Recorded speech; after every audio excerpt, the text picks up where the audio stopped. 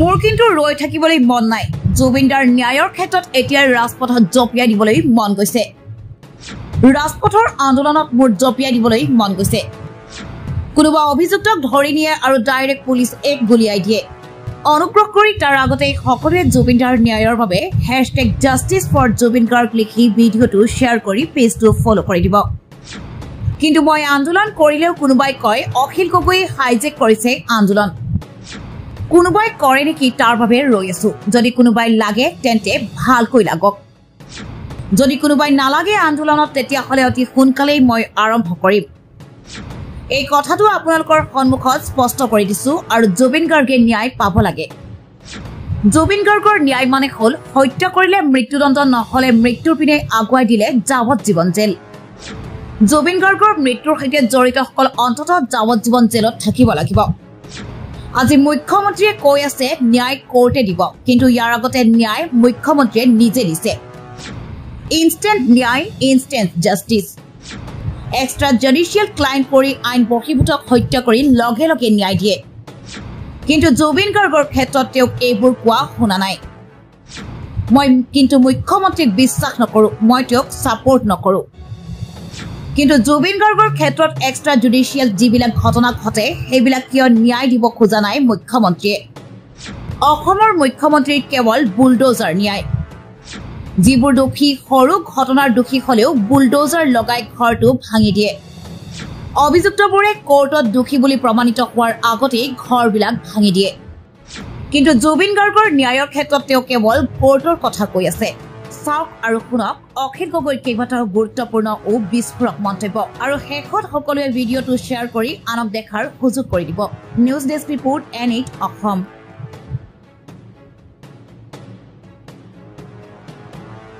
মই সকলোকে আপোনালোকক কৈ আছো যে মোৰ কিন্তু একদম ৰৈ থাকিবলৈ মন নাই। জুবিনদাৰ ন্যায়ৰ কাৰণে এই মুহূৰ্ততে ৰাজপথত জাপিয়াই দিবলৈ মোৰ মন গৈ আছে। ৰাজপথৰ আন্দোলনত মোৰ জঁপিয়াই দিবলৈ মন গৈ আছে। কিন্তু মোক সকলোৱে কৈ আছে যে এনেকৈ কৰিলে এই সদায় কয় যে অখিল গগৈ হাইজেক কৰিছে আন্দোলন। কোনোবাই কৰে নেকি বুলি ৰৈ আছো। কোনোবাই ভালকৈ লাগে যদি লাগক, কিন্তু যদি নালাগে তেতিয়াহ'লে অতি সোনকালে আৰম্ভ কৰিম। এই কথাটো স্পষ্ট কৰি দিছো আপোনালোকৰ সন্মুখত। আৰু জুবিন গাৰ্গে ন্যায় পাব লাগিব। মই আকৌ কৈছো জুবিন গাৰ্গৰ ন্যায় মানে কি? জুবিন গাৰ্গৰ ন্যায় মানে হ'ল হয় হত্যাকাণ্ড বুলি যদি প্ৰমাণিত হয় তেওঁক মৃত্যুদণ্ড অভিযুক্ত, আৰু যদি হত্যাকাণ্ড বুলি প্ৰমাণিত নহয়, যদি মৃত্যুৰ কাৰণে ঠেলি দিয়া বুলি প্ৰমাণিত হয়, তেতিয়াহ'লে কি কৰিব লাগিব? আমি তেওঁলোকক যাৱজ্জীৱন কাৰাদণ্ড দিয়াৰ ব্যৱস্থা কৰিব লাগিব। কিন্তু অসম চৰকাৰে এতিয়ালৈকে সেই ব্যৱস্থা কৰা নাই। আজি অসমৰ মুখ্যমন্ত্ৰীয়ে কৈছে যে আমি খৰতকীয়া আদালতৰ ব্যৱস্থা কৰিম। ঠিকই আছে খৰতকীয়া আদালত, কিন্তু খৰতকীয়া আদালতৰ ব্যৱস্থা যদি ভালকৈ চাৰ্জশ্বিট নিদি, ভালকৈ তথ্য প্ৰমাণ নিদি, ভালকৈ তদন্ত নকৰি যদি খৰতকীয়া আদালত কৰি দিয়ে তেতিয়াহ'লেতো খৰতকীয়াকৈ ওলাইহে যাব। জুবিন গাৰ্গৰ মৃত্যুৰ কাৰণে জগৰীয়াসকল অন্ততঃ পক্ষে যাৱজ্জীৱন জেলত থাকিব। আজি অসমৰ মুখ্যমন্ত্ৰীক আমাৰ কৈ থকা শুনিছো যে ন্যায় কোৰ্টেহে দিব। ইয়াৰ আগলৈকে ন্যায় কিন্তু হিমন্ত বিশ্ব শৰ্মাই নিজে ডাইৰেক্ট দি আছিলে। ডাইৰেক্টলি কোনোবা অভিযুক্তক ধৰি নিয়ে, ডাইৰেক্ট ৰাতি গুলিয়াই দিয়ে পুলিচে। ইনষ্টেণ্ট ন্যায়, ইনষ্টেণ্ট জাষ্টিছ।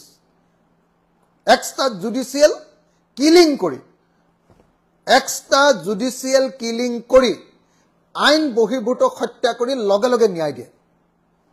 কিন্তু জুবিন গাৰ্গৰ ক্ষেত্ৰত তেওঁক এইবিলাক কথা কোৱা শুনা নাই আমি। মই বাৰু তাত বিশ্বাসো নকৰোঁ আকৌ দেই, মই তাক ছাপোৰ্টো নকৰোঁ। কিন্তু জুবিন গাৰ্গৰ ক্ষেত্ৰত এই যে এক্সট্ৰা জুডিচিয়েল যিবিলাক ঘটনা ঘটে সেইবিলাক কিয় ন্যায় দিব খোজা নাই অসমৰ মুখ্যমন্ত্ৰীয়ে? অসমৰ মুখ্যমন্ত্ৰীক আমি সদায় কোৱা শুনিলোঁ বুলডোজাৰ ন্যায়। যিবিলাক দোষী, সৰু ঘটনা এটাটোৰ দোষী যদি হয় তেতিয়াহ'লে বুলডোজাৰ লগাই ঘৰটো ভাঙি দিয়ে। অভিযুক্তবিলাক দোষী বুলি প্ৰমাণেই নহয় কোৰ্টত, তাৰ আগতে ঘৰবিলাক ভাঙি দিয়ে। এতিয়া কিন্তু জুবিন গাৰ্গৰ ন্যায়ৰ ক্ষেত্ৰত কিন্তু অসমৰ মুখ্যমন্ত্ৰীয়ে এতিয়া অকল কোৰ্টৰ কথা কৈ আছে। এতিয়া কিন্তু অকল কোৰ্টৰ কথা কৈ আছে কেলে ভাস্কৰজ্যোতি মহন্তৰ ভাতৃৰ কাৰণে ননীগোপাল মহন্তৰ ভাতৃৰ কাৰণে শ্যামকানু মহন্ত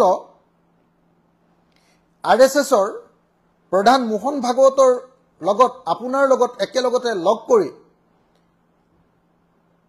ননীগোপাল মহন্তৰ কিতাপ উন্মোচন কৰিব পৰা কাৰণে নিশ্চয় আপুনি তেনেকুৱা আগত বেলেগ মানুহক দি থকা অসমৰ বেলেগ বেলেগ মানুহক দি থকা আপোনাৰ এক্সট্ৰা জুডিচিয়েল যিবিলাক ন্যায় সেইবিলাক দিয়া নাই